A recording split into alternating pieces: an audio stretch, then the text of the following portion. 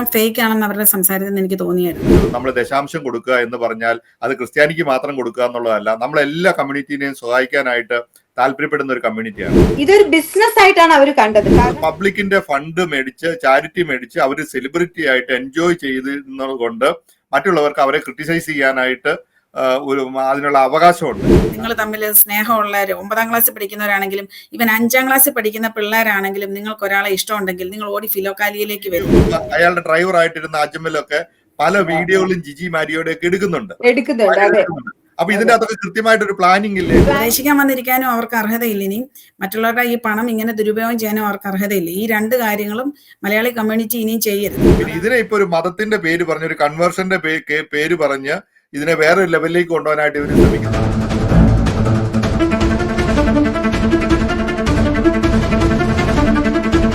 നമസ്കാരം. വാക്കി ടോക്കിയുടെ മറ്റൊരു എപ്പിസോഡിലേക്ക് എല്ലാവർക്കും സ്വാഗതം. കുറച്ചു കാലം എല്ലാവരെയും, കുറച്ചുപേരെ എല്ലാ കാലവും, എല്ലാവരെയും എല്ലാ കാലത്തും പറ്റിക്കാൻ പറ്റില്ല. ഫിലോകാലിയ എന്നത് സുന്ദരമായതിന്റെ സ്നേഹം അല്ലെങ്കിൽ നന്മയുടെ സ്നേഹം എന്നർത്ഥമുള്ള ഒരു ഗ്രീക്ക് പദമാണ്.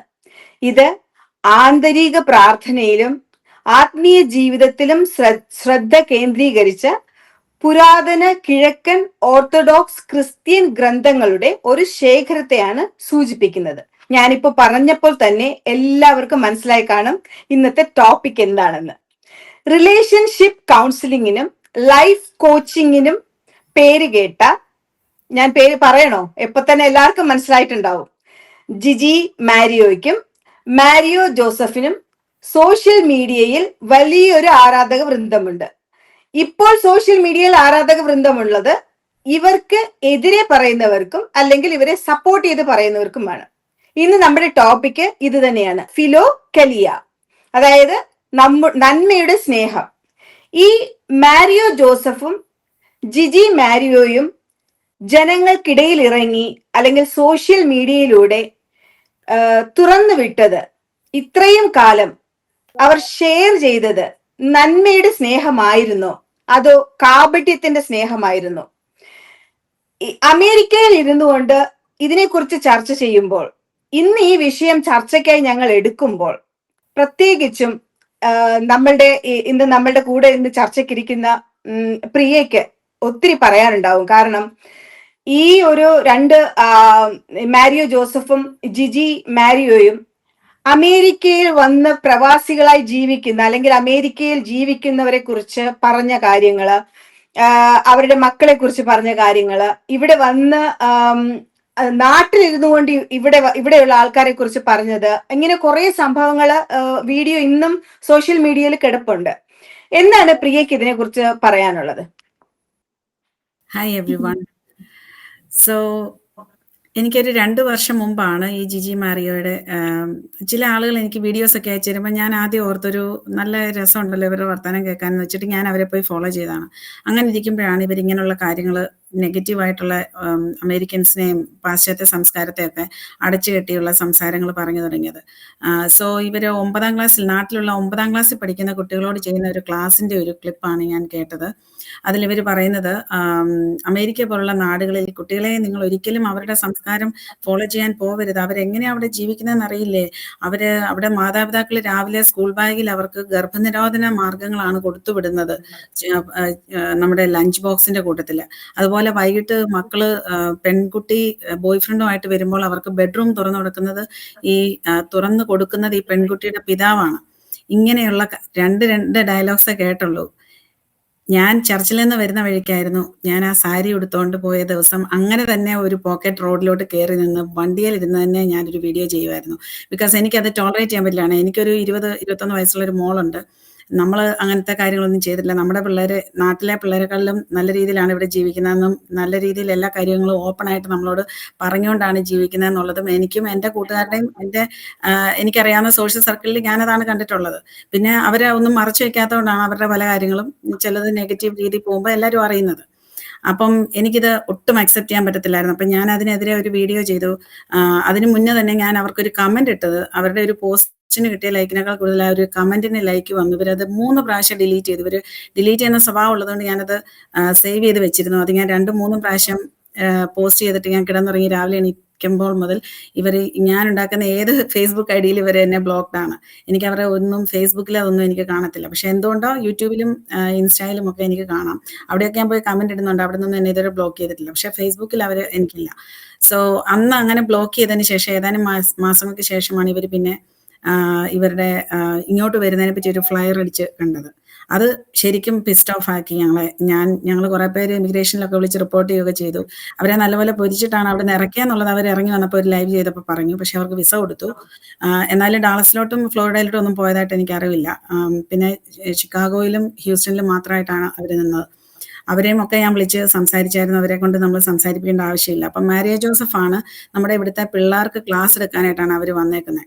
ഇത്രയും ഇവിടുത്തെ സംസ്കാരത്തെ ബാഷ് ചെയ്ത് സംസാരിച്ച ഈ ആളിന് ഇവിടെ ജനിച്ചു വളർന്ന കുട്ടികൾക്ക് എന്ത് കൗൺസിലിംഗ് ആണ് കൊടുക്കാൻ പറ്റുന്നതെന്ന് എനിക്ക് ഇതുവരെയും മനസ്സിലായിട്ടില്ല.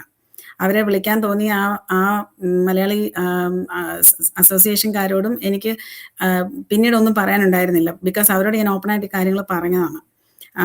അപ്പം നമുക്കിവിടെ എഡ്യൂക്കേറ്റഡ് ആയിട്ടുള്ള സൈക്കോളജിസ്റ്റുകളും കൗൺസിലേഴ്സും ഒക്കെ ഉണ്ട് ഇവിടെയുള്ള പിള്ളേർക്ക് അങ്ങനെയുള്ള ക്ലാസ്സസ് ഒക്കെ കൊടുക്കാൻ. അപ്പം ഇങ്ങനെയുള്ള ആളുകളെ നാട്ടിൽ നിന്ന് കൊണ്ടുവന്നിട്ട് അതൊരു കച്ചവടമാണെന്നുള്ളത് ഇന്ന് തന്നെ നമുക്ക് മനസ്സിലാക്കാനുള്ളതേ ഉള്ളൂ. സോ അന്ന് മുതൽ ഞാൻ ഇവരുടെ പുറകിലുണ്ടായിരുന്നു. പിന്നെ എനിക്ക് ഓരോരുത്തർ ക്ലിപ്സ് അയച്ചിരുന്നൊന്നും എനിക്ക് കാണാൻ പാടില്ല. പിന്നെ ഞാൻ ഇൻസ്റ്റയിലൊന്നും പോയി തപ്പിയൊന്നും ചെയ്യാറില്ലായിരുന്നു. പക്ഷെ അന്ന് മുതൽ ഞാനൊരു യൂട്യൂബ് സീരീസ് തന്നെ 7 വീഡിയോസ് ഞാനിപ്പോൾ ഇതിനോട് ഇടയ്ക്ക് ചെയ്തിട്ടുണ്ട്. കാരണം ഓരോ കാര്യങ്ങളും അറിയുമ്പോൾ ഞാനത് അപ്ഡേറ്റ്സ് കൊടുക്കുമായിരുന്നു. ബിക്കോസ് ഇതൊരു പാവങ്ങളെ ചതിക്കുന്ന ഒരു ചതിക്കുഴിയാണെന്ന് എനിക്ക് അവരെല്ലാം ഫേക്ക് ആണെന്ന് അവരുടെ സംസാരത്തിൽ നിന്ന് എനിക്ക് തോന്നിയായിരുന്നു. പിന്നെ അന്ന് തന്നെ ഒത്തിരി പേര് എനിക്ക് വന്ന് ഇൻബോക്സിൽ ചെറിയ ചെറിയ ജോലികളൊക്കെ ചെയ്യുന്ന ആൻറ്റിമാരൊക്കെ അവർക്ക് സപ്പോർട്ട് ചെയ്യുമായിരുന്നു. അവർ അതൊക്കെ നിർത്തിയെന്ന് പറഞ്ഞ് എനിക്ക് വന്ന് മെസ്സേജ് ഇട്ടിട്ടുണ്ടായിരുന്നു. സോ അതിനുശേഷം ഇപ്പം ഇങ്ങനെയെല്ലാം കേട്ടു. അതാണ് എൻ്റെ ഭാഗം എനിക്ക് പറയാനുള്ളത്. അത് അപ്പോ നമ്മൾ നോക്കുമ്പോഴത്തേനും ഇവരുടെ നമ്മളിപ്പോ ഒരാളുടെ പേഴ്സണൽ ജീവിതത്തിലേക്ക് നമുക്ക് കടന്നു കയറി അവരെന്താണ് ചെയ്യുന്നതെന്നുള്ളത് നമുക്ക് നോക്കേണ്ട ആവശ്യമില്ലെന്ന് നമ്മൾ എപ്പോഴും പറയാറുണ്ട്. നമ്മൾ ഇവിടെ അങ്ങനെയാണ് നമ്മൾ പറയാറുള്ളത്. അവരുടെ പേഴ്സണൽ ലൈഫ് നമ്മൾ ആരും ഇന്റർഫിയർ ചെയ്യാറില്ല. പക്ഷെ ഇവരുടെ ജീവിതം എന്ന് പറയുന്നത് ഒരു മാതൃക ജീവിതമായിരുന്നു. കാരണം അങ്ങനെ പറഞ്ഞുകൊണ്ടാണ് അവര് ഒരു കോച്ചിങ് കൊടുക്കുന്നതും അല്ലെങ്കിൽ ഒരു കൗൺസിലിംഗ് കൊടുക്കുന്നതും അത് റിലേഷൻഷിപ്പ് കൗൺസിലിംഗ് ആണ് കൊടുക്കുന്നത്. റിലേഷൻഷിപ്പ് കൗൺസിലിംഗ് എന്ന് പറയുമ്പോൾ ഇവരൊരു മാതൃകാ ദമ്പതികളായി ജീവിച്ചുകൊണ്ട് ഒരു റിലേഷൻഷിപ്പ് കൗൺസിലിംഗ് കൊടുക്കുകയും ലൈഫ് കോച്ചിങ് കൊടുക്കുകയാണ്. അത് എങ്ങനെയാണ് ഒരു ഹസ്ബൻഡ് വൈഫ് ജീവിക്കേണ്ടത്, അല്ലെങ്കിൽ ഒരു ആണും പെണ്ണും എങ്ങനെയാണ് ജീവിക്കേണ്ടത് എന്നുള്ളൊരു ലൈഫ് കോച്ചിങ് ഇവരൊരു മാതൃക സ്ത്രീ പുരുഷ ബന്ധം കാണിച്ചുകൊണ്ടാണ് അവര് കൗൺസിലിങ്ങും കോച്ചിങ്ങും കൊടുത്തുകൊണ്ടിരുന്നത്.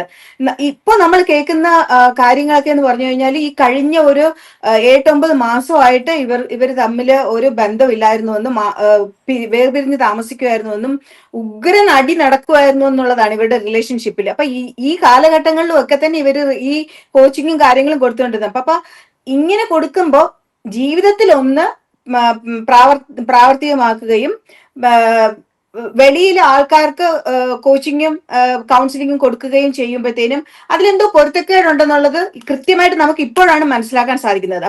ഇത് അറിഞ്ഞുകൊണ്ട് ആൾക്കാര് ഇതിനെ എതിർത്തിരുന്നവർ ഒത്തിരി പേരുണ്ട്. പക്ഷെ അറിയാതെ ഇതിനെ സപ്പോർട്ട് ചെയ്തവരും ഒരുപാട് പേരുണ്ട്. ഇതിനെക്കുറിച്ച് ഈ അമേരിക്കയിൽ ഇരുന്നു കൊണ്ട് ഇവിടെ സപ്പോർട്ട് ചെയ്ത് ഇവരുടെ ചാരിറ്റി പ്രവർത്തനങ്ങൾക്ക് പൈസ നൽകിയ ആൾക്കാർ ഒത്തിരി പേരുണ്ട്. ഇപ്പൊ വയനാട്ടിലായാലും ഒരുപാട് കാര്യങ്ങൾക്ക് ചാരിറ്റി പ്രവർത്തനങ്ങൾക്കൊക്കെ ഇവിടെ നിന്ന് കാശ് ധനസഹായം കൊടുത്തവരൊക്കെ ഒത്തിരി ഉണ്ട്. ഇപ്പൊ ഇതിനെക്കുറിച്ച് അറിവുള്ള ഒരാളെന്നുള്ള നിലയ്ക്ക് ജിൻസിന് എന്താണ് ഇതിനെക്കുറിച്ചൊക്കെ ജിൻസിന്റെ അഭിപ്രായം എന്താണ്? നിങ്ങൾ രണ്ടുപേരും പറഞ്ഞൊരു കാര്യത്തില് ഇപ്പം അവർക്ക് എത്രയൊക്കെ പ്രശ്നങ്ങൾ ഉണ്ടെങ്കിലും അവർക്ക് ഇപ്പൊ അമേരിക്കയിൽ വന്നൊരു ക്ലാസ് എടുക്കാനായിട്ടുള്ള ഒരു കേപ്പബിലിറ്റി ഉള്ള ഒരു മോട്ടിവേഷണൽ സ്പീക്കേഴ്സ് ആണോ എന്നുള്ള ഒരു ചോദ്യം പ്രിയ പറഞ്ഞതും പറ്റീഷ പറഞ്ഞ കുറച്ചുകൂടെ ഇവരുടെ ഈ ഒരു ട്രസ്റ്റും ചാരിറ്റി വർക്കിന്റെയും അതിന്റെ ഒരു ബാക്കപ്പ് സ്റ്റോറിയും അവരുടെ പേഴ്സണൽ കാര്യങ്ങളൊക്കെ നമ്മൾ അതിനെക്കുറിച്ചൊക്കെ ഡിസ്കസ് ചെയ്യുമ്പോൾ നമ്മളിപ്പം ഇന്ന് നമ്മൾ ചോദിച്ചൊരു കാര്യമുണ്ട്, ഇവർ ഇതിങ്ങനെ എല്ലാം ചെയ്യുമ്പോൾ ഇവർ വളരെ സക്സസ് ആയിരുന്നു. അത് കാരണം അവര് അങ്ങനെ ഒരു നരേറ്റീവ് അവര് നമ്മുടെ കമ്മ്യൂണിറ്റിക്കകത്ത് കൊടുത്തിട്ടുണ്ട്. അത് കറക്റ്റായിട്ട് ഉപയോഗിച്ചിട്ടുണ്ട്. അവര് ഈ ഒരു കാര്യം നമ്മുടെ സമൂഹത്തിൽ കുറച്ച് കാര്യങ്ങളൊക്കെ ചാരിറ്റി ഒക്കെ ചെയ്തിട്ടുണ്ട്. അപ്പൊ ഈ പ്രിയ പറഞ്ഞൊരു കാര്യത്തില് ഞാൻ പറയാം. കാരണം നമ്മള് ഇവരെ കുറിച്ച് പറയുമ്പോൾ ഇപ്പൊ ഇവരുടെ മാത്രം പ്രശ്നമല്ല, ഇവര് മാത്രമല്ല, അമേരിക്കയിലുള്ള മലയാളികളെ കുറിച്ച് നമ്മുടെ നാട്ടിലുള്ള എല്ലാ സെഗ്മെന്റിലും 10, 20, 25 വർഷം വരെ ആൾക്കാർക്ക് വളരെ ബാഡ് ആയിട്ടുള്ള ഒരു ഇംപ്രഷൻ ആയതുകൊണ്ട്, പണമുള്ള ആൾക്കാരെന്ന് മാത്രമേ ഉള്ളൂ. അവിടുത്തെയുള്ള എഴുത്തുകാർക്ക് അമേരിക്കയിലെ എഴുത്തുകാരെ കുറിച്ച് പുച്ഛമായിരുന്നു, അവിടെയുള്ള പത്രക്കാർക്ക് ഇവിടെയുള്ള ഒരു പ്രൊഫഷണൽ അവരെ കുറിച്ച് മോശമായിരുന്നു, അവിടെയുള്ള രാഷ്ട്രീയക്കാർക്ക് പണം ഉണ്ടാക്കാൻ വേണ്ടി മാത്രം പോയി കിടക്കുന്ന കുറച്ച് കിഴങ്ങന്മാർ, സിനിമാക്കാർക്ക് അമേരിക്കൻ മലയാളികളെ കുറിച്ച് വളരെ പുച്ഛമായിരുന്നു. അതതിന്റെ റിയാലിറ്റിയാണ്. ഇതിലൊക്കെ 100 കണക്കിന് എക്സാമ്പിൾ നമ്മൾ പഴയ സോഷ്യൽ മീഡിയ വീഡിയോസ് ഒക്കെ കണ്ടു കഴിഞ്ഞാൽ നമുക്ക് മനസ്സിലാവും. ഇങ്ങനെയൊക്കെ നിൽക്കുമ്പോഴും ഇവരെന്തുകൊണ്ട് ഇത് ഇങ്ങനെ ഒരു ചാരിറ്റി പ്രവർത്തനത്തിലേക്ക് വന്നു എന്ന് പറയുമ്പോൾ ഞാൻ അവരെ ആ ഒരു കാര്യത്തിൽ കുറ്റം പറയുക എന്നുള്ള ഒരു ഇതല്ല പറഞ്ഞത്. അപ്പൊ ഇപ്പം എല്ലാവരും പറഞ്ഞു ക്രിസ്ത്യൻ കമ്മ്യൂണിറ്റി എസ്പെഷ്യലി മറ്റുള്ള കമ്മ്യൂണിറ്റിയെ അപേക്ഷിച്ച് ഇപ്പം മുസ്ലിംസ് ആണെങ്കിൽ അവർ സക്കാത്ത് കൊടുക്കുന്നുണ്ടെങ്കിൽ അവരവരെ കൂടുതലും കൊടുക്കുന്നത് അവരുടെ കമ്മ്യൂണിറ്റിയിലേക്ക് മാത്രമാണ് കൊടുക്കുന്നത്. ക്രിസ്ത്യാനികൾ പൊതുവെ അവരുടെ ഒരു ചാരിറ്റി പ്രവർത്തനങ്ങളിൽ, കാരണം ഇതൊരു നമ്മൾ ദശാംശം കൊടുക്കുക എന്ന് പറഞ്ഞാൽ അത് ക്രിസ്ത്യാനിക്ക് മാത്രം കൊടുക്കുക എന്നുള്ളതല്ല, നമ്മളെല്ലാ കമ്മ്യൂണിറ്റിനെയും സഹായിക്കാനായിട്ട് താല്പര്യപ്പെടുന്ന ഒരു കമ്മ്യൂണിറ്റിയാണ്. ആ ഒരു അതുകൊണ്ട് തന്നെ ഈ ചാരിറ്റി പ്രവർത്തനങ്ങളുമായിട്ട് ആര് വന്നു കഴിഞ്ഞാലും അവരെ കാര്യമായിട്ട് സപ്പോർട്ട് ചെയ്യുകയും അത് വളരെ വിജയകരമായിട്ട് കൊണ്ടുപോകാൻ വേണ്ടി ഈ ഇങ്ങനെയുള്ള പ്രവർത്തനങ്ങൾ നടക്കുന്ന ആൾക്കാരുണ്ട്.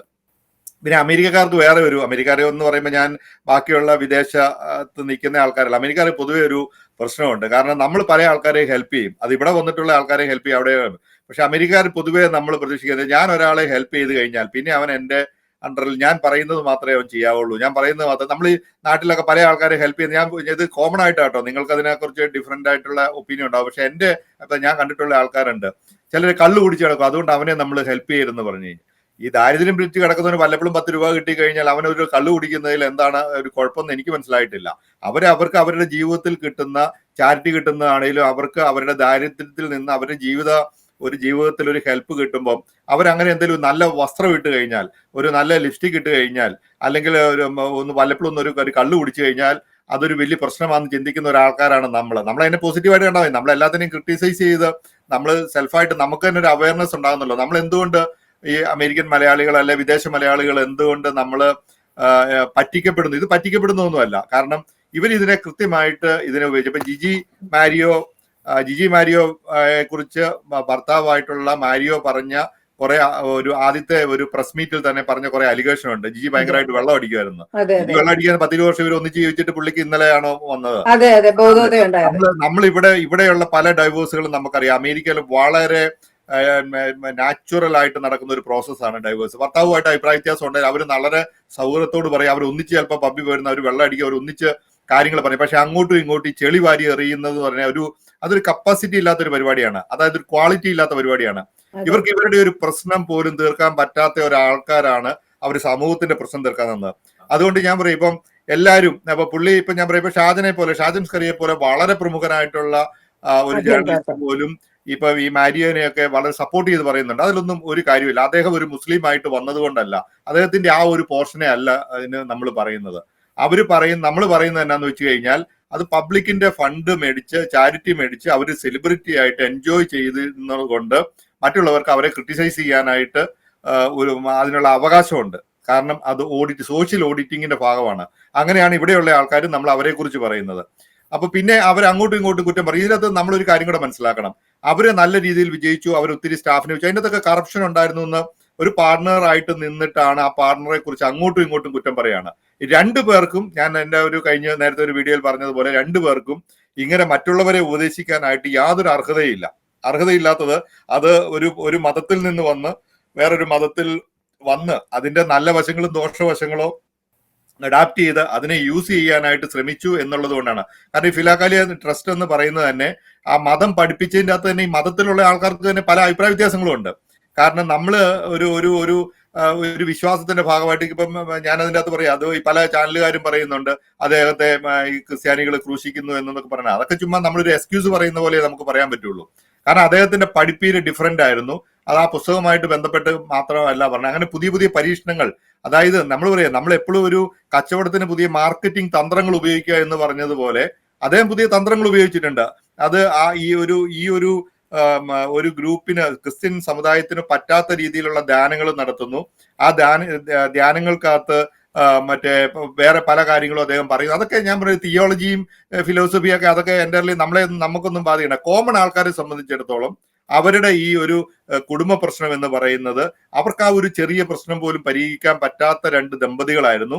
അപ്പൊ ജിജി മാരിയോയുടെ ഇപ്പൊ ഞാൻ പറയാം, ജിജി മാരിയോ ഈ എന്ന് പറയുക, ഞാൻ പറയാം ഇതിന് ഒറ്റ ഉദാഹരണോടെ പറയാം. ഈ ജിജി മാരിയോയുടെ ഒരു കാര്യത്തില് നമ്മൾ പിള്ളേരെ സ്കൂളിൽ വിടുമ്പോൾ നമ്മൾ പറയും ഇപ്പൊ നമുക്ക് ഗവൺമെന്റ് സ്കൂളിൽ പിള്ളേരെ വിടാം, അല്ലെങ്കിൽ കുറച്ചുകൂടെ ഉള്ള ഒരു ടീച്ചർമാർ ഒരു 25,000 രൂപ ശമ്പളം മേടിക്കുന്ന സ്കൂളിൽ പിള്ളേരെ വിടാം. അതുപോലെ തന്നെ ടീച്ചർമാർ വളരെ പോഷായിട്ടുള്ള നമ്മൾ പറയല്ലേ ബ്രിട്ടീഷ് കൾച്ചറിലൊക്കെ ഉള്ള ഇപ്പം ഊട്ടിയിലും ഏർക്കാടും ഒക്കെ പല സ്കൂളുകളിലും അവർ ടീച്ചേഴ്സിന് 1,00,000 രൂപയാണ് ശമ്പളം.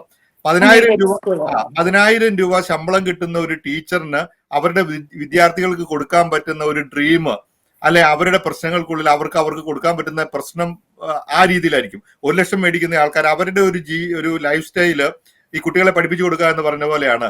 ഇപ്പം ഇവര് വന്ന വളരെ ബാക്ക്ഗ്രൗണ്ടിൽ ഇവർ അമേരിക്കക്കാരെ കുറ്റം പറഞ്ഞു, അമേരിക്ക മോശമായിട്ട് പറഞ്ഞതുകൊണ്ടാണ് ഞാൻ പറഞ്ഞത്. അപ്പൊ അവർക്ക് ഇവിടെ നാട്ടിലുള്ള പ്രധാനപ്പെട്ട എല്ലാ മോട്ടിവേഷണൽ സ്പീക്കേഴ്സും അമേരിക്കയിലുള്ള മോട്ടിവേഷണൽ സ്പീക്കേഴ്സിന്റെ ക്ലാസ്സുകൾ കേൾക്കുകയും അറ്റൻഡ് ചെയ്യുകയും ഒക്കെ ചെയ്യുന്ന ആൾക്കാർ. ഇവിടുന്നാണ് അവര് ഇതൊക്കെ പഠിക്കുന്നത്.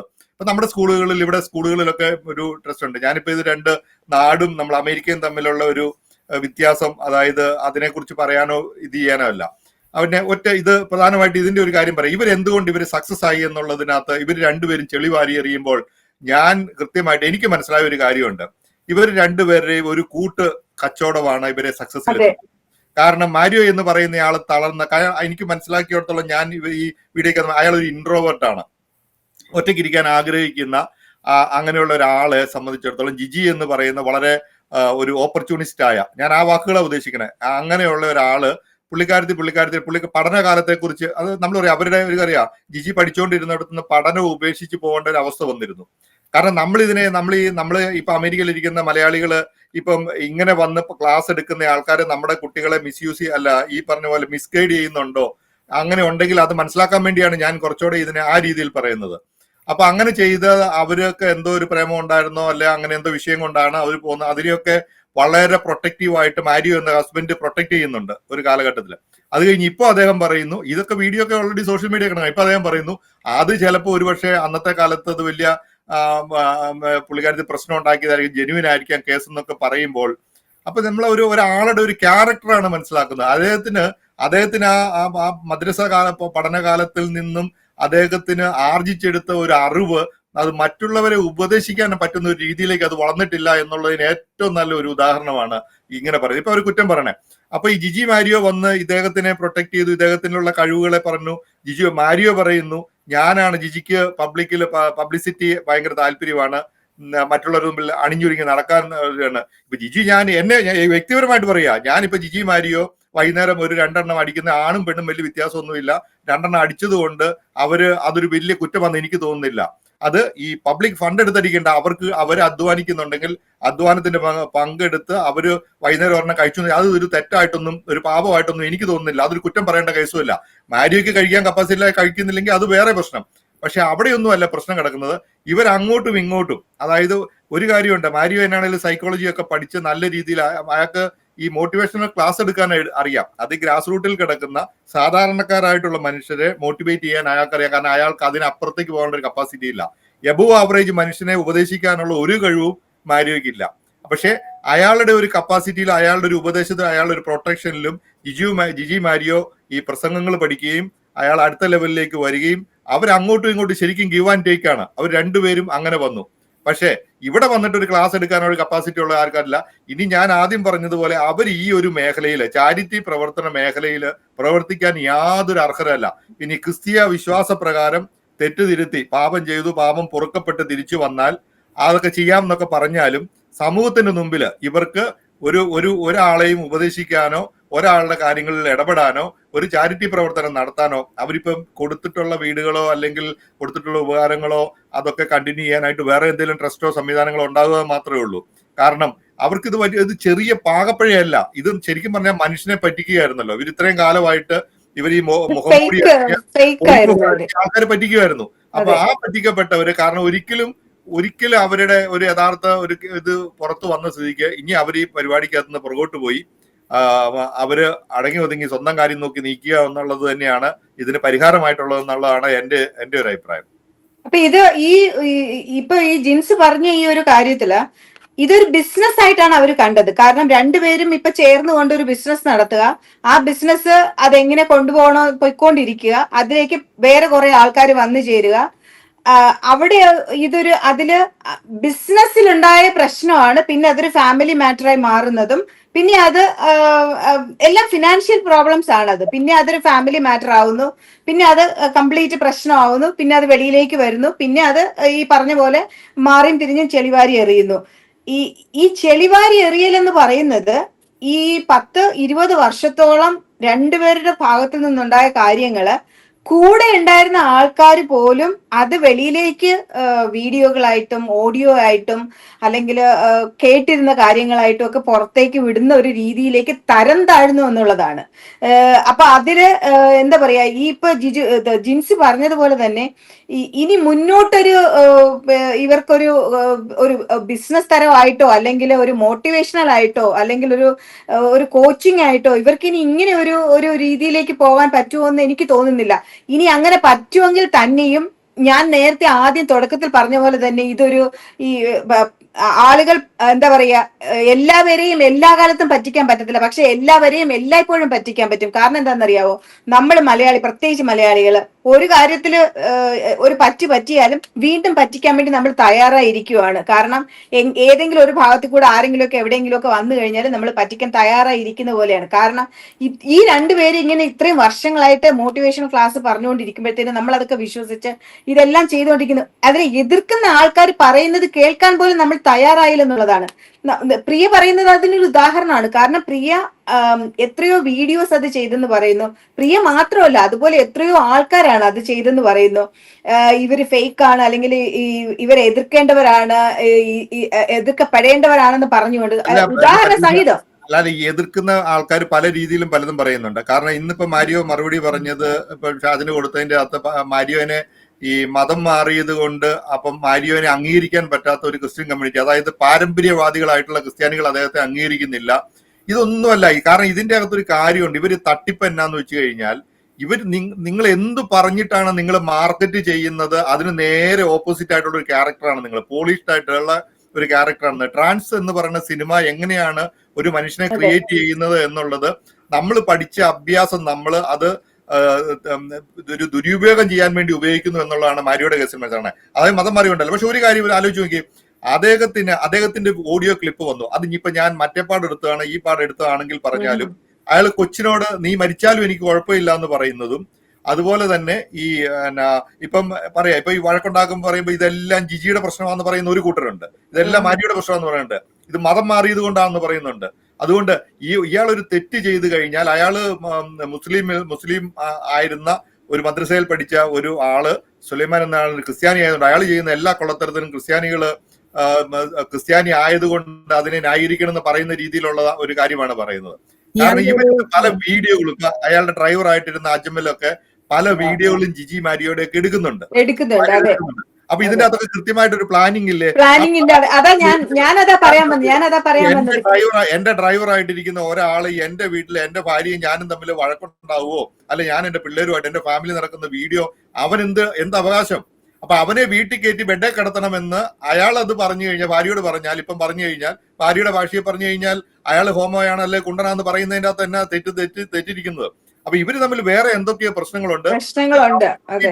ചീഞ്ഞളിഞ്ഞ ഒരു കേസിലേക്കാണ് വന്നത്. നമ്മൾക്ക് ഇതിനകത്ത് ഒറ്റ കാര്യം പറയാം, അവര് വളരെ സക്സസ് ആയിരുന്നു. അവര് ബിസിനസ് വൈസ് അവർ സക്സസ് ആയിരുന്നു ആ ഒരു മൈൻഡ് സെറ്റില്ല. അതിനകത്ത് ഒരു കാര്യം കൂടെ ഞാൻ പറഞ്ഞു ക്രിസ്ത്യൻ കമ്മ്യൂണിറ്റിയുടെ ഒരു ഹെൽപ്പ് ചെയ്യാനുള്ള ഒരു കാരണം, അതിപ്പം ഹിന്ദു ആയിക്കോട്ടെ മുസ്ലിം ആയിക്കോട്ടെ ആരായിക്കോട്ടെ, ഒരു അർഹത വേണ്ടവരും. ഞാൻ ഭൂരിപക്ഷം ആൾക്കാരുടെ കഥയായിട്ട് പറയണേ. എല്ലാവരും നമ്മൾ പറയാം ഇപ്പം മതവിശ്വാസം, അത്ര തീവ്ര മതവിശ്വാസമുള്ള ആൾക്കാര് ഈ ക്രിസ്ത്യൻ കമ്മ്യൂണിറ്റിയിലും ഉണ്ട്. അപ്പൊ ഞാൻ പറഞ്ഞുകൊണ്ടാ പറയുന്നത്, മുസ്ലിം സക്കാത്ത് കൊടുക്കും, നമ്മളത് നോക്കിയാൽ സക്കാത്ത് കൊടുക്കുന്നത് വളരെ റെയർ ആയിട്ട് ചാനലിലോ ഫ്രണ്ടിലോ വന്ന് മുതലാളിമാരൊക്കെ ഏതെങ്കിലും മറ്റുള്ള കമ്മ്യൂണിറ്റിയിൽ ഹെൽപ്പ് ചെയ്തിരിക്കും പൊതുവെ. പക്ഷേ ക്രിസ്ത്യൻസ് ചാരിറ്റി ചെയ്യുന്ന പോലെ, ക്രിസ്ത്യൻസ് ഹെൽപ്പ് ചെയ്യുന്നത് പോലെ മറ്റൊരു കമ്മ്യൂണിറ്റിയും ചെയ്യാറില്ല. അതുകൊണ്ടാണ് ഇവിടെ നമ്മൾ പറയാലോ, ഇവിടുന്ന് ഇപ്പം നാട്ടിലെ പെന്തക്കോസുകാരാണെങ്കിൽ ഇപ്പം നടത്തുമ്പോൾ അല്ലെ അരി കൊടുത്തു, പിന്നെ എണ്ണ മേടിച്ച ക്രിസ്ത്യാനികൾ, അരി മേടിച്ച ക്രിസ്ത്യാനികളൊക്കെ പറഞ്ഞാൽ അമേരിക്കയിൽ നിന്നും ഇംഗ്ലണ്ടിൽ നിന്നും എല്ലാം പണം നാട്ടിലേക്ക് ഒഴിവാകുന്നു. അത് നാട്ടിലേക്ക് മാത്രമല്ല, ലോകത്തിന്റെ എല്ലാ ഭാഗത്തേക്കും ഈ ക്രിസ്ത്യൻ കമ്മ്യൂണിറ്റി ചാരിറ്റിയുടെ ഭാഗമായിട്ട് ഫണ്ട് കൊടുത്തിട്ട് ആഫ്രിക്കൻ കൺട്രികളിൽ കൊടുത്തിട്ടുണ്ട്. അത് ഈ കമ്മ്യൂണിറ്റിയുടെ ഒരു പ്രത്യേകതയാണ്. അതുകൊണ്ടാണ് പറയുന്നത്, ഇപ്പം പ്രിയയ്ക്കോ അല്ലെങ്കിൽ പട്രീഷ്യക്കോ നാട്ടിൽ ഒരാളെ ഹെൽപ്പ് ചെയ്യണമെന്നൊരു റിയൽ ഒരാഗ്രഹം, നമുക്ക് കിട്ടുന്ന പൈസക്ക് ഇപ്പം നമ്മൾ മില്യൺസ് ഓഫ് ഡോളേഴ്സ് കയ്യിൽ വെച്ചിട്ട് അല്ലായിരിക്കും കൊടുക്കുന്നത്, ആ ചെറിയ സഹായം എടുത്ത് അപ്പൊ ഒരാൾ വന്നു കഴിഞ്ഞാൽ നമുക്ക് ആ വിശ്വാസം കൊണ്ട്, അതുകൊണ്ടാണ് ഞാൻ പറയുന്നത് എന്റെ ഫാമിലിയിലും എന്റെ സുഹൃത്തുക്കളുമായിട്ട് പലരും ഇതിനെ ഹെൽപ്പ് ചെയ്തിട്ടുണ്ട്. കാരണം ഇതിനോടൊന്നും കാണുന്ന എല്ലാത്തിനെയും നമുക്ക് അതിനെ നെഗറ്റീവായിട്ട് അപ്രോച്ച് ചെയ്യാൻ പറ്റില്ല. ഇവര് ഫേക്ക് ആണോ, അവരിഞ്ഞ് ഫേക്ക് ആണെങ്കിലും ഞാൻ പറയാം, അവര് നന്നായിട്ട് ജീവിച്ചിട്ട് വേണം, അവർക്ക് ഈ പറഞ്ഞ പോലെ 100 കോടി വന്നാലും 20 കോടി വന്നാലും ഇനി 10 കോടി വന്നുള്ളതിലും അതനുസരിച്ച് അവര് ജീവിക്കുകയും അവര് അതുകൊണ്ട് അവരുടെ ഒരു ലൈഫ് സ്റ്റൈലിന്റെ ഭാഗമായിട്ട് ഒരു കള്ളടിക്കുകയോ ചെയ്താൽ ഒന്നും തെറ്റാന്ന് ഞാൻ വിചാരിക്കുന്നില്ല. ആ ഒരു പോയിന്റിൽ എനിക്കതൊരു തെറ്റായിട്ട് തോന്നുന്നില്ല. അങ്ങനെ നമ്മൾ അതിനെ കാണേണ്ട കാര്യമില്ല. പക്ഷെ ഇവര് ഇപ്പോഴത്തെ ഒരു പ്രവർത്തന രീതി വെച്ച് അവർ പറഞ്ഞതിന് നേരെ ഓപ്പോസിറ്റ് ക്യാരക്ടേഴ്സ് ആയതുകൊണ്ട് അവർക്കൊരു മോട്ടിവേഷണൽ ക്ലാസ് എടുക്കാനുള്ള ഒരു അവകാശമില്ല, അവർക്കൊരു ചാരിറ്റി പ്രവർത്തനം നടത്താനുള്ള ഒരു അവകാശമില്ല. അല്ല, ഞാൻ പറയാൻ വന്നത്, ഇവർ ഈ ചാരിറ്റി ചെയ്തെന്ന് പറയുമ്പോഴും നമ്മൾ പല പോസ്റ്റുകളുടെ അടിയിൽ ഒരുപാട് ആൾക്കാർ ഇന്നാർക്ക് വീട് പണിത് കൊടുക്കാമോ, അതായത് പേരും പെരുമയൊന്നും ഇല്ലാത്ത ആളുകൾക്കൊന്നും ഇവർ വീട് പണിത് കൊടുത്തിട്ടില്ല. അതാ ഭർത്താവ് തന്നെ പറയുന്നുണ്ട്, ഞാൻ നെഞ്ചിയമ്മയോ ഓർക്കാണ്ട് അവർക്ക് ഒരുപാട് ഓപ്ഷൻസ് ഉണ്ടായിരുന്നു പണം കിട്ടാനായിട്ട്. പക്ഷെ ജിജിയുടെ നിർബന്ധമായിരുന്നു അവൾക്ക് അവര് തന്നെ പണിത് കൊടുക്കണം. കാരണം പേര് കിട്ടും, മീഡിയ വരും, അങ്ങനെ അവര് അതുപോലുള്ള നിലവാരത്തിലുള്ളവരുടെ ഫ്രണ്ട്ഷിപ്പ് പോലും കൊടുത്തുള്ളൂ എന്ന് പറയുന്നുണ്ടല്ലോ. അതുപോലെ അപ്പൊ ചാരിറ്റി തന്നെ അതിനകത്ത് ഒരു നല്ലൊരു എന്താ പറയണ്ടേ, പേരിന് വേണ്ടിയിട്ട്, പേരിനും അതിന് വേണ്ടി മാത്രം ചെയ്യുന്ന ഒരു ചാരിറ്റിയാണ്. അതുപോലെ ഇയാൾ പറയുന്ന ഒരു ഓഡിയോ ക്ലിപ്പ് ഉണ്ടല്ലോ, നിങ്ങൾ തമ്മിൽ സ്നേഹമുള്ള 9ാം ക്ലാസ്സിൽ പഠിക്കുന്നവരാണെങ്കിലും ഇവൻ 5ാം ക്ലാസ്സിൽ പഠിക്കുന്ന പിള്ളേരാണെങ്കിലും നിങ്ങൾക്ക് ഒരാളെ ഇഷ്ടമുണ്ടെങ്കിൽ നിങ്ങൾ ഓടി ഫിലോക്കാലിയയിലേക്ക് വരൂ, ഞങ്ങൾ സഹായിക്കാം. അപ്പൊ 5ാം ക്ലാസ്സിൽ പഠിക്കുന്ന പിള്ളേരെ പോലും പ്രണയത്തിന് വേണ്ടിയിട്ട് പ്രൊമോട്ട് ചെയ്യുന്ന രീതിയിലുള്ള, അത് കഴിഞ്ഞിട്ട് അതൊരു ചോദ്യമായിട്ട് വേറൊരു ഇന്റർവ്യൂവിൽ അയാളോട് ചോദിച്ചപ്പോൾ ഞാൻ അങ്ങനെ പറഞ്ഞായിരുന്നോ, അങ്ങനെ ഞാൻ പറഞ്ഞു 5ാം ക്ലാസ് എന്ന് ഞാൻ പറഞ്ഞായിരുന്നോ എന്ന് പുള്ളി ചോദിക്കുന്നുണ്ട്. സോ ഇവരെന്താ പറയുന്നതെന്ന് തന്നെ ഇവർക്ക് തന്നെ അറിയത്തില്ല. ഒരു ഫ്ലോയ്ക്ക് എന്തൊക്കെയോ അങ്ങ് പറഞ്ഞു വിടുവാണ്. പണം വരണം, അതാണ് ഇവരുടെ മെയിൻ ഇതെന്ന് പറയുന്നത്. മെയിൻ ഒരു ലക്ഷ്യം എന്ന് പറയുന്നത് പണം ദുരുപയോഗം ചെയ്തെന്നുള്ളതിന് നമുക്ക് തെളിവുകളുണ്ടല്ലോ. ഇപ്പൊ ഇത്രയും ഹസ്ബൻഡ് തന്നെ പറയുന്നുണ്ട്, വൈഫ് 5 ലക്ഷം രൂപ എടുത്ത് മാറ്റി അന്നേരം തൊട്ടാണ് അവളെ മോണിറ്റർ ചെയ്യാൻ തുടങ്ങിയതെന്ന് ജിജിയെ പറ്റി മാറിയോ പറയുന്നുണ്ട്. സോ പണത്തിലും അവർക്ക് വിശ്വസ്തയില്ലായിരുന്നു. അവര് ജീവിതത്തിൽ ഇപ്പം എല്ലാവരുടെയും ജീവിതത്തിൽ പ്രശ്നങ്ങളുണ്ട്, ഒരു ഫാമിലിയും എന്തോ പെർഫെക്റ്റ് അല്ല. പക്ഷെ ഇവരങ്ങനെ ഒരു മാതൃകാ കപ്പിൾ പോലെ ജീവിക്കുന്നതോടൊപ്പം മറ്റുള്ളവരെ ഭയങ്കരമായി പഴി പറയുകയും ചെയ്തു. മറ്റുള്ളവരെയും മറ്റു കൾച്ചേഴ്സിനെയും മറ്റു ഫാമിലീസിനെയും എല്ലാ രീതിയിലും വൃത്തികേടുകൾ പറഞ്ഞിട്ടാണ് ഇവർ ഈ ഉപദേശിക്കാൻ വന്നിരിക്കാനും അവർക്ക് അർഹതയില്ല. ഇനിയും മറ്റുള്ളവരുടെ ഈ പണം ഇങ്ങനെ ദുരുപയോഗം ചെയ്യാനും അവർക്ക് അർഹതയില്ല. ഈ 2 കാര്യങ്ങളും മലയാളി കമ്മ്യൂണിറ്റി ഇനിയും ചെയ്യരുത്, അതാണ് എൻ്റെ ഒരു അഭിപ്രായം. പക്ഷെങ്കിൽ നമ്മുടെ മലയാളിക്കെന്ന് പറഞ്ഞാൽ അടുത്ത ഒരു പുതിയ വിഷയങ്ങൾ കിട്ടിക്കഴിയുമ്പോൾ ഇത് മറന്നുപോകും. അപ്പോഴത്തേന് ഇവർ ഇതെല്ലാം കൂട്ടിയണച്ച് നല്ല ഒരു പുതിയ പ്ലാനുമായിട്ട് അപ്പൊ അയാൾ ഒരു മറുനാടന് കൊടുത്ത അഭിമുഖത്തിൽ പറയുന്നുണ്ടല്ലോ, ഇത് എന്തോ ഇത്രയും വലിയൊരു ഇഷ്യൂസ് ഉണ്ടായാൽ അതിൽ നിന്ന് എങ്ങനെ റിക്കവർ ചെയ്യാമെന്നുള്ളതും ഞങ്ങൾ ഇതുവഴി പ്രൂവ് ചെയ്ത് ഞങ്ങൾ വന്നാൽ അതും ഒരു കൗൺസിലിങ്ങിന്റെ ഭാഗമാണെന്ന് മാറിയോ പറയുന്നുണ്ടല്ലോ. സോ അങ്ങനെ പറയുന്നുണ്ട്, എന്താണ് എല്ലാം ക്ഷമിച്ചിട്ട് തിരിച്ചു വരികയാണെന്നുണ്ടെങ്കിൽ ഞാൻ സ്വീകരിക്കാൻ തയ്യാറാണ്. ഇതൊക്കെ എല്ലാം ഇത് മറന്നിട്ട് വീണ്ടും മലയാളികളല്ല ഞാൻ ഉദ്ദേശിക്കുന്നത്, ഇതെല്ലാം മറന്നിട്ട് ഇവരുടെ ഈ മോട്ടിവേഷണൽ ക്ലാസ്സും ഈ കോച്ചിങ്ങും കേൾക്കാനായിട്ട് ഇനി പോകുന്ന ആൾക്കാരുണ്ടല്ലോ, അവരിനി എന്താ പറയണ്ടെന്നുള്ളത് എനിക്കറിയില്ല. ഈ ഇത്രയൊക്കെ കേട്ട് കണ്ട് ഇതൊക്കെ കഴിഞ്ഞിട്ടും ആര് ഇനിയിപ്പോ ഇതൊക്കെ കേൾക്കാൻ പോകുന്നത് എന്നുള്ളതാണ് ഞാൻ ആലോചിക്കുന്നത്. അതിനും ആൾക്കാരുണ്ടാവും ചിലപ്പോ. അവര് നന്നായിട്ട് അഭിനയിക്കാൻ പഠിച്ച 2 ആൾക്കാരാണ്. അത്യാവശ്യം ആൾക്കാരുടെ സൈക്കോളജി മനസ്സിലാക്കാൻ പറ്റിയ ആൾക്കാരായിരിക്കണം. പക്ഷെ ഒരു ആവറേജ് ലെവലിലുള്ള ആൾക്കാരെ കുറിച്ച് മാത്രമേ അവര് പഠിച്ചിട്ടുള്ളൂ. അതുകൊണ്ടാണ് ഇവിടെ അമേരിക്ക വരുമ്പോൾ ഇത് തിരിച്ചു പറയേണ്ട കാരണം വരുന്നത്. കാരണം നാട്ടിലിരുന്ന് അമേരിക്കക്കാരെ കുറ്റം പറയുന്ന പല ആൾക്കാർക്ക് ഇവിടെ വന്നു കഴിയുമ്പോൾ തിരിച്ചു പറയേണ്ട ആവശ്യം വരും. അതുകൊണ്ട് ഇവരെ സംബന്ധിച്ചിടത്തോളം ഒരു തട്ടിപ്പിന്റെ മുഖം തന്നെയായിരുന്നു. അവരൊരു ഫേക്ക് ക്യാരക്ടേഴ്സ്, അതാണ് നമുക്ക് കുറച്ചുകൂടെ കൃത്യമായിട്ട് പറയാം. മുഖംമൂടി അണിഞ്ഞ 2 ഫേക്ക് ക്യാരക്ടേഴ്സ് ആയിരുന്നു.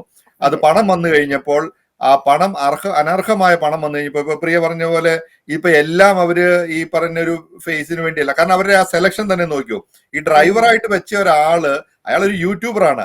ഇവരെ എങ്ങനെ സെൽഫായിട്ട് മാർക്കറ്റ് ചെയ്യാൻ പറ്റും, ജിജിയോട് ഇവനും വലിയ താല്പര്യമായിരുന്നു. ഇതൊരു വലിയ കോക്കസ് ആയിട്ട് രൂപപ്പെട്ടു വന്നു. അതിപ്പോ ഇത് മാത്രമല്ല കേട്ടോ, ഇത് ഇങ്ങനെയുള്ള പല സംവിധാനങ്ങളും രൂപപ്പെട്ടു വരികയും ആ രൂപപ്പെട്ടു വരുന്നതിന്റെ അകത്ത് ഇങ്ങനെയുള്ളൊരു കൊട്ടാര വിപ്ലവം ഉണ്ടായില്ലെങ്കിൽ ഇത് പുറത്തറിയലായിരുന്നു. ഇന്നത്തെ ഈ 50 കോടി അവര് നാളെ 500 കോടിയിലേക്ക് എത്തുമ്പോ പിന്നെ അവരെ പിടിച്ചാൽ കിട്ടാത്ത അവസ്ഥയിലേക്ക് അത് പോകും. ഇങ്ങനെ ഒരു വിഷയം ഉണ്ടായത് തന്നെ ഇവര് ദൈവത്തെ വിറ്റ് കാശാക്കി, അതിനെ മോട്ടിവേഷനിൽ പറഞ്ഞു, അവരതിന് ചില മുഖങ്ങൾ കൊടുത്തു. പല മതങ്ങൾ പോലും ഉണ്ടാകുന്നത് ഈ ഒരു ഇപ്പൊ ബൈബിളോ ഖുറാനോ അല്ലെങ്കിൽ വേദങ്ങളോ ഉപനിഷത്തിലോ എടുത്തു വെച്ചിട്ട് അതിൻ്റെ അകത്ത് ചില ഭാഗങ്ങൾ എടുത്ത് നന്നായിട്ട് പറഞ്ഞ് വിശ്വസിപ്പിക്കാൻ പറ്റുന്ന ഒരു സംവിധാനം, അതൊരു മതമായിട്ട് മാറുന്ന രീതി നമുക്ക് കാണാൻ പാടില്ലേ? ഇപ്പൊ ഓഷോ എങ്ങനെയാണ്, ഓഷോ ഒരു മതം പോലെയാണ് ഈ സെക്സിനെ അദ്ദേഹം കൈകാര്യം ചെയ്തത്. അദ്ദേഹം അതിനെ ആ ഒരു രീതിയിലേക്ക് ഒരു ആത്മീയതയുടെ തലത്തിലേക്ക് ഇതിനെ വളർത്തിയെടുത്തു. അദ്ദേഹത്തിന്റെ പുസ്തകങ്ങൾ വായിച്ചു നോക്കി കഴിഞ്ഞാൽ അറിയാലോ. എന്ന് പറയുന്ന പോലെയുള്ളൂ ഇവര് ഇതിനെ ഈ ക്രിസ്ത്യൻ അയാൾക്ക് കിട്ടിയ അറിവിനെ ശരിക്കും പറഞ്ഞ അയാള് ദുരുപയോഗം ചെയ്തു. ഒരു വിശ്വാസിയുടെ കാഴ്ചപ്പാടില് അവർ ചെയ്തത് ഒരു വിധത്തിലുള്ള തെറ്റ്. പിന്നെ ഇതിനെ ഇപ്പൊ ഒരു മതത്തിന്റെ പേര് പറഞ്ഞ്, ഒരു കൺവേർഷന്റെ പേര് പറഞ്ഞ് ഇതിനെ വേറൊരു ലെവലിലേക്ക് കൊണ്ടുപോകാനായിട്ട് ഇവർ ശ്രമിക്കുന്നുണ്ട്. ഇവർ രണ്ടുപേരും നാളെ പുതിയ ഒരു മുഖഭാഗമായിട്ട് വന്നു കഴിഞ്ഞാൽ അത് സ്വീകരിക്കുക എന്ന് പറയുന്നത്, മലയാളി ഞാൻ പറഞ്ഞില്ലേ, മലയാളിയുടെ ഒരു ബേസിക്, നമ്മുടെ ഒരു NRI ആയിട്ടിരിക്കുന്ന ആൾക്കാർക്ക് സംബന്ധിച്ചിടത്തോളം നമ്മുടെ കയ്യിൽ വരുന്നത് നമുക്ക് ആരെയെങ്കിലും ഒക്കെ ഹെൽപ്പ് ചെയ്യണമെന്ന് നമുക്കൊരാഗ്രഹം വരും. ആ ആഗ്രഹമാണ് ഇത് വരുന്നത്. ഇതിനെ പലരും മിസ്യൂസ് ചെയ്യുന്നുണ്ട്. അതുകൊണ്ട് ഞാൻ പറയും, ഇത് നിർത്തുക എന്നുള്ളതല്ല, നമ്മുടെ ആൾക്കാർ നമ്മളിത് മനസ്സിലാക്കി അത് അർഹിക്കുന്ന കൈകളിലേക്ക് എത്തിച്ചു കൊടുക്കാനുള്ള ഒരു ശ്രമം നടത്തുക എന്നുള്ളത് മാത്രമേ ഇതുകൊണ്ട് നമുക്കൊരു കരണീയമായിട്ടുള്ളൂ എന്നുള്ളതാണ് എന്റെ അഭിപ്രായം. അതെ, ഇത് ഇപ്പൊ ജിൻസ് പറഞ്ഞ പോലെ തന്നെ ഇവര് രണ്ടുപേരും അവർക്ക് കിട്ടിയ അറിവിനെ ദുരുപയോഗം ചെയ്യുകയും ഈ ക്രിസ്ത്യാനികളായിട്ടുള്ളവരും അല്ലാത്ത ആൾക്കാർക്കും മറ്റുള്ളവർക്ക് ഹെൽപ്പ് ചെയ്യണമെന്നുള്ള ഒരു ബോധം ഉണ്ടല്ലോ, ആ ബോധത്തെ ഇവര് ചൂഷണം ചെയ്യുകയാണ് ചെയ്തത്. ഈ രണ്ട് കാര്യങ്ങളിലൂടെ അവര് തങ്ങളുടെ സമ്പത്ത് കെട്ടിപ്പടുത്ത് ഒരു വേറെ ഏതെങ്കിലും ഒരു ഈ മുമ്പുണ്ടായ പോലത്തെ ഒരു ചർച്ച് പോലെ എന്തെങ്കിലും ഉണ്ടാകാനുള്ള സാധ്യതയാണ് ഇവിടെ തടയപ്പെട്ടത്. അത് അവർക്കിടയിൽ ഉണ്ടായ പ്രശ്നങ്ങൾ തന്നെയാണ് അതിന് തടസ്സമുണ്ടായത്. ഞാൻ പറഞ്ഞപ്പോൾ തന്നെ നിങ്ങൾക്ക് മനസ്സിലായിട്ടുണ്ടാവും ഞാൻ ഏതാണ് ഉദ്ദേശിച്ചതെന്നുള്ളത്. അത് അവർക്കിടയിൽ ഉണ്ടായ പ്രശ്നങ്ങൾ തന്നെയാണ് അതിന് തടയുണ്ടായത്. അതും ആരുടെ എന്താ പറയാ, ഒരു അദൃശ്യ ശക്തിയുടെ കളി തന്നെ ആയിരിക്കാം അത് ഇപ്പൊ ഒരു പ്രശ്നം ഉണ്ടായി ഇതിന്റെ തടയിട്ടത്. ഇല്ലെങ്കിൽ ഈ പറഞ്ഞതുപോലെ 50 കോടി 500 കോടിയും 5000 കോടിയുമായി ഏക്കർ കണക്കിന് സ്ഥലങ്ങൾ വാങ്ങി വലിയൊരു ചർച്ചോ അല്ലെങ്കിൽ വലിയൊരു എന്താ പറയാ, ഒരു കമ്മ്യൂണിറ്റി ആയിട്ട് അത് വളർന്ന് ഇവര് രണ്ടുപേരും അതിന്റെ അധികാരികളായിട്ട് മാറുന്ന ഒരു അവസ്ഥ ഉണ്ടാകേണ്ട സാഹചര്യം ഉണ്ടാകുമായിരുന്നു. ഏതോ ഒരു അദൃശ്യ ശക്തി തന്നെയാണ് ഇതിനിപ്പോ ഇവിടം കൊണ്ട് അത് നിർത്തലാക്കിയിരിക്കുന്നത്. അതിങ്ങനെ ഒരു എന്താ പറയാ, ഒരു അടുക്കളയിലുള്ള ഒരു ഇങ്ങനെ പറയാറില്ലേ നമ്മൾ, അടുക്കളയുടെ അവിടെ കിടന്ന് ചീഞ്ഞു നാറുന്ന എന്തോ ഒരു കാര്യം പോലെ ഈ വീട്ടിനകത്തുള്ള രണ്ട് കാര്യങ്ങൾ ഇങ്ങനെ, വീട്ടിനകത്തുള്ള കാര്യം ഇങ്ങനെ വെളിയിലേക്ക് വന്നു. അവർ മുഖേന തന്നെ അത് വെളിയിൽ വന്ന് ഇങ്ങനെ പ്രശ്നമായി, നാട്ടുകാരറിഞ്ഞു, മൊത്തത്തിൽ അത് ചീഞ്ഞു നാറിക്കൊണ്ടിരിക്കുകയാണ്. എന്തായാലും നന്മയുടെ സ്നേഹവും സുന്ദരമായ സ്നേഹവും എന്നൊക്കെ പറഞ്ഞു വന്ന ഫിലോകാലിയ ഇന്നിപ്പോൾ എവിടെയൊക്കെയോ ചീഞ്ഞ് നാറി. ആ സ്നേഹം ഇപ്പോ എങ്ങോട്ട് പോയെന്നും അറിയത്തില്ല. ഇനി സ്നേഹം തിരിച്ചു പിടിക്കുമോന്നും അറിയത്തില്ല. ഈ ചാരിറ്റി ഒക്കെ എവിടെ പോയെന്നും അറിയത്തില്ല, എങ്ങോട്ട് പോയെന്നും അറിയത്തില്ല, ഒഴുകിയത് എവിടെയാണെന്നും അറിയത്തില്ല. റിലേഷൻഷിപ്പ് കൗൺസിലിങ്ങും ലൈഫ് കോച്ചിങ്ങും അവർക്കാണ് ഇനി വേണ്ടത്. അതിനിപ്പോ സോഷ്യൽ മീഡിയ വഴി എല്ലാവരും കൊടുത്തുകൊണ്ടിരിക്കുന്നുണ്ട്. വീണ്ടും ഒരു സ്ട്രോങ് ആയിട്ടുള്ള ഒരു കോച്ചിങ്ങും എന്താ പറയാ, ഒരു കൗൺസിലിങ്ങും അവർക്ക് അത്യാവശ്യമായിട്ട് വേണമെന്ന് തന്നെയാണ് ഞാൻ വിചാരിക്കുന്നത്. എന്തെങ്കിലും പോയിന്റ് പ്രിയയ്ക്കും ജിൻസിനും ആഡ് ചെയ്യണമെങ്കിൽ ആഡ് ചെയ്തിട്ട് നമുക്ക് ഇന്നത്തെ ഈ ടോപ്പിക് ഇവിടെ വൈൻഡപ്പ് ചെയ്യാമെന്ന് വിചാരിക്കുന്നു. അല്ല, ഇന്ന് ഇതിനെക്കുറിച്ച് പ്രത്യേകിച്ച് ഒരു കാര്യമൊന്നുമില്ല. ഇവർ ഓൾറെഡി ഇത് എക്സ്പോസ് ചെയ്യപ്പെട്ടിരിക്കുന്നു. കാരണം ഇതിന്റെ അകത്ത് ഇവര് കുറെ രണ്ടു കൂട്ടരും അങ്ങനെ, നീ എന്റെ പുറം ചൊറിഞ്ഞാൽ ഞാൻ നിന്റെ പുറം ചൊറിയാം എന്ന് പറഞ്ഞാൽ ഇവർ രണ്ടുപേരും കൂടെ അങ്ങോട്ടും ഇങ്ങോട്ടും ഒരു അഡ്ജസ്റ്റ്മെന്റിൽ കാലങ്ങളായി പോയിക്കൊണ്ടിരുന്നു. പക്ഷെ ആൾക്കാരെ പറ്റിച്ചുകൊണ്ടിരുന്നു. ഇവര് ഇനി ഈ പറഞ്ഞ പോലെ ഏത് രൂപം തിരിച്ചു വന്നാലും അവരെ ഈ ഒരു കമ്മ്യൂണിറ്റിയിലേക്ക്, പിന്നെ ഈ ഒരു പരിപാടിയിലേക്ക് ഇറങ്ങാനായിട്ട് അതിനുള്ള ഒരു അവകാശം നമ്മൾ മലയാളികൾ കൊടുക്കരുത്. അങ്ങനെ ഒരു ഇതിലേക്ക് വരുന്നത്, അതിനെ മതത്തിന്റെ പേര് പറഞ്ഞ് അല്ലെ വേറെ എന്തെങ്കിലുമൊക്കെ പേര് പറഞ്ഞ് ഇതിനെ ന്യായീകരണം കണ്ടെത്തി കഴിഞ്ഞാൽ പോലും അവരിതിന് അർഹരല്ല. ഇനി അവരെത്ര കറക്റ്റ് ചെയ്ത് കഴിഞ്ഞാലും അത് വേറെ എന്തെങ്കിലും ഒരു സംവിധാനത്തിൽ ഇതിന്റെ അകത്ത് ഡെഡിക്കേറ്റഡ് ആയിട്ട് ആരെങ്കിലും ഈ ട്രസ്റ്റിലോ ബോർഡിലോ വല്ലവരും ഉണ്ടെങ്കിൽ അവരിത് പൂർണ്ണമായും ഏറ്റെടുത്ത് നടത്തുകയോ മറ്റേ ഹെൽപ്പ് കിട്ടേണ്ട ആൾക്കാർക്ക് അത് കംപ്ലീറ്റ് ചെയ്യുക. ഇവരുടെ ഈ കാട്ടാകുസ്തി കാണേണ്ട ആവശ്യം മലയാളികൾക്കുള്ള ഒത്തിരി NRIs ആയിട്ടുള്ള ആൾക്കാർ, പ്രവാസികളായിട്ടുള്ള ആൾക്കാർ ഇതിനകത്തൊക്കെ സപ്പോർട്ട് ചെയ്തിട്ടുണ്ട്. അതിലൊന്നും ഒരു തെറ്റുമില്ല. പക്ഷെ ഇതിപ്പോ ഓൾറെഡി അവർ എക്സ്പോസ് ചെയ്തത് കൊണ്ട് മാത്രമാണ് നമ്മൾ ഈ ഒരു വിഷയത്തെ പണിയെടുക്കണേ. അവരുടെ സക്സസ് അവർ രണ്ടുപേരും ഒന്നിച്ചു നിന്നത് കൊണ്ടാണ്. അവരിനി അത് രണ്ടായിട്ട് നിന്നാൽ ചിലപ്പോൾ രണ്ട് പ്രസ്ഥാനമായിട്ട് പോകും. അവർ രണ്ടു കൂട്ടരും അങ്ങോട്ടും ഇങ്ങോട്ടും കുറ്റം പറയുന്നുണ്ട്. ജിജിക്ക് കഴിവില്ലായിരുന്നു എന്നും മാരിയോയ്ക്ക് ഇന്ന പ്രശ്നം ക്യാൻസർ വന്ന് കിടന്ന ആളെ ഞാനാണ് കട്ടിലിൽ നിന്ന് വിളിച്ചെടുത്ത് കൊണ്ടുവന്ന് രണ്ടുപേരും അങ്ങോട്ടും ഇങ്ങോട്ടും ക്ലെയിം ചെയ്യുന്നുണ്ട്. പക്ഷെ നമ്മളൊരു സാമാന്യ ബോധത്തിൽ അവർ രണ്ടുപേരും കൂടെ ഒരു ഒന്നിച്ച് പ്രവർത്തിച്ചുകൊണ്ടാണ് ഇതിങ്ങനെ ഒരു കുറച്ചെങ്കിലും ആൾക്കാർക്ക് ഒരു പ്രയോജനമൊക്കെ കിട്ടിയിട്ടുണ്ട്. പക്ഷെ ഇനി അവരുടെ സഹായം നമ്മുടെ കമ്മ്യൂണിറ്റിക്ക് ആവശ്യമുണ്ടെന്ന് തോന്നുന്നില്ല. എനിക്ക് അമേരിക്കൻ മലയാളികളോട് മൊത്തത്തിലാണ് പറയാനുള്ളത്. കാരണം ഇത്രയും എക്സ്പോസ്ഡ് ആയ ഒരു പാർട്ടികളെ വിളിച്ച് ദയവ് ചെയ്ത് ഉപദേശം സ്വീകരിക്കാനും നമ്മുടെ ഇവിടെ വളരുന്ന കുഞ്ഞുങ്ങളെ ഉപദേശിക്കാനും അവർക്ക് ക്ലാസ്സുകൾ കൊടുക്കാനും മാരേജ് കൗൺസിലിംഗ് തരാനും ഒന്നും ഈ പാർട്ടികളെ ഇനി വിളിക്കരുത്. കാരണം ഇവർക്ക് 10 വർഷത്തേക്ക് വിസ കിട്ടിയിട്ടുണ്ടായിരിക്കാം. അവരിനിയും വരും. ഇപ്പൊ ഈ 3 മാസം ഒരു ജൂലൈ മാസത്തിൽ ഈ സ്ത്രീ ഇവിടെ വന്നു. ഭർത്താവിനോട് പിണങ്ങി അവിടുന്ന് അയാളെ ഓടിച്ചു വിട്ടപ്പോൾ ഇവിടെ വന്നതാണ്. എന്നിട്ട് ഇവിടെ വന്നിരുന്ന് റേഡിയോയിൽ വരെ ഇരുന്ന് അവര് ചരിത്ര സംസാരമായിരുന്നു. അപ്പം അങ്ങനെ സദാചാരകാരികളെ കൊണ്ട് നമുക്കിവിടെ ആവശ്യമില്ല. പച്ചയായ മനുഷ്യര് നല്ല രീതിയിൽ ജീവിക്കുന്നവര് എഡ്യൂക്കേറ്റഡ് ആയിട്ടുള്ള അങ്ങനെയുള്ള കൗൺസിലേഴ്സിനെ ഉള്ളൂ നമുക്ക് എടുക്കേണ്ട ആവശ്യമുള്ളൂ. സോ ഇനിയെങ്കിലും ഇങ്ങനെയുള്ള ചതികൾ പറ്റുകയും പിന്നെ അവർക്ക് വേണ്ടിയിട്ട് പണം ഹാർഡ് ഏൺഡ് മണി വാൾമാർട്ടിലും അല്ലെങ്കിൽ ചെറിയ ചെറിയ ജോലികൾ ചെയ്യുന്ന ആൾക്കാർ വരെ ഇവർക്ക് $100 കഷ്ടപ്പെട്ടുണ്ടാക്കുന്നതായിരിക്കും ഇവർക്ക് കൊടുക്കുന്നത്. അതുകൊണ്ട് അവരുടെ ഹെയർ സലോണിലും അവരുടെ പേഴ്സണൽ കാര്യങ്ങൾക്കും മുടക്കാനായിട്ട് ഇങ്ങനെ പോയി അവർ ലൈഫ് എൻജോയ് ചെയ്തു. പക്ഷെ ദൈവം ഒത്തിരി നാള് അത് പുറത്ത് വെച്ചില്ല. അതൊരു നല്ല കാര്യമാണ്. പക്ഷെ എന്നാലും പഠിക്കാതെ ഇനിയും നമ്മളായിട്ട് എനിക്ക് എൻ്റെ കാര്യം പറയാൻ പറ്റത്തുള്ളൂ. പക്ഷെ ഇവിടുത്തെ മലയാളികളോട് 2 വർഷമായിട്ട് ഞാൻ പറയുന്നുണ്ട്, അത് അനുസരിച്ചില്ലേ നമ്മുടെ മക്കൾ കഴിക്കേണ്ട പൈസയും അല്ലെങ്കിൽ നമ്മുടെ മക്കൾക്ക് കേൾക്കേണ്ട നല്ല ഉപദേശങ്ങളും റീപ്ലേസ്ഡ് ആയി പോകുന്നു മാത്രമേ എനിക്ക് പറയാനുള്ളൂ. ഓക്കെ, നന്ദി. നമുക്ക് വീണ്ടും അടുത്തൊരു ടോപ്പിക്കുമായി വീണ്ടും കാണുന്നത് വരെ നന്ദി, നമസ്കാരം. Thank you Priya. Thank you gents.